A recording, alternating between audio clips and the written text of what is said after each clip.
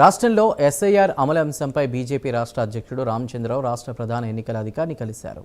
SIR అమల్లో ఉన్న పలు అంశాలపై తమ అభ్యంతరాలను వివరిస్తూ సీఈఓకు వినతిపత్రం అందజేశారు. అనంతరం రామచంద్రరావు మాట్లాడుతూ ఎస్ఐఆర్ గడువు సమీపిస్తున్న నేపథ్యంలో హైదరాబాద్ శివారు పార్లమెంట్ నియోజకవర్గాల్లో ఇతర రాష్ట్రాల ప్రజలను ఓటర్ నమోదుకు దూరంగా ఉంచేందుకు కొందరు బెదిరింపులకు పాల్పడుతున్నారనే సమాచారం ఉందన్నారు. దేశంలోని ఏ రాష్ట్రానికి చెందిన వారైనా హైదరాబాద్లో నివాసం ఉంటే ఇక్కడ ఓటు హక్కు పొందే అర్హత ఉందని స్పష్టం చేశారు.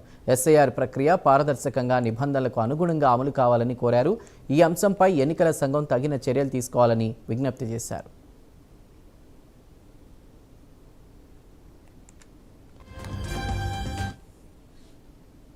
కాంగ్రెస్ పార్టీ ఎంఐఎం పార్టీ రెండు కూడా ముఖ్యంగా మన హైదరాబాద్లో ఉన్నటువంటి ఓల్డ్ సిటీలో ఈ యొక్క ప్రయత్నం బాగా జరుగుతూ ఉన్నది. నిన్న కూడా నేను ప్రత్యేకంగా కార్వాన్ అసెంబ్లీలో చూశాను. ఇటు చేవళ్ళ మల్కాజ్గిరి దగ్గర కూడా నార్త్ ఇండియన్స్ చాలామంది ఐటీ ఎంప్లాయీస్ వాళ్ళు చాలామంది ఇక్కడ సెటిల్ అయి ఉన్నారు.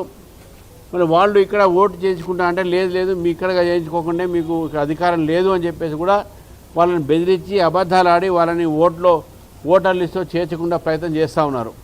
ఇది ఎలక్షన్స్ కమిషన్ ఒక నియమాలకు విరుద్ధం. భారతదేశంలో ఏ పౌరుడైనా ఎక్కడ ఉంటే అక్కడ ఓటు నమోదు చేసుకోవచ్చు. అయితే ఆ ఓటు మాత్రం ఒకటే ఓటు ఉంటుంది, రెండో దగ్గర చేయడానికి వీల్లేదు.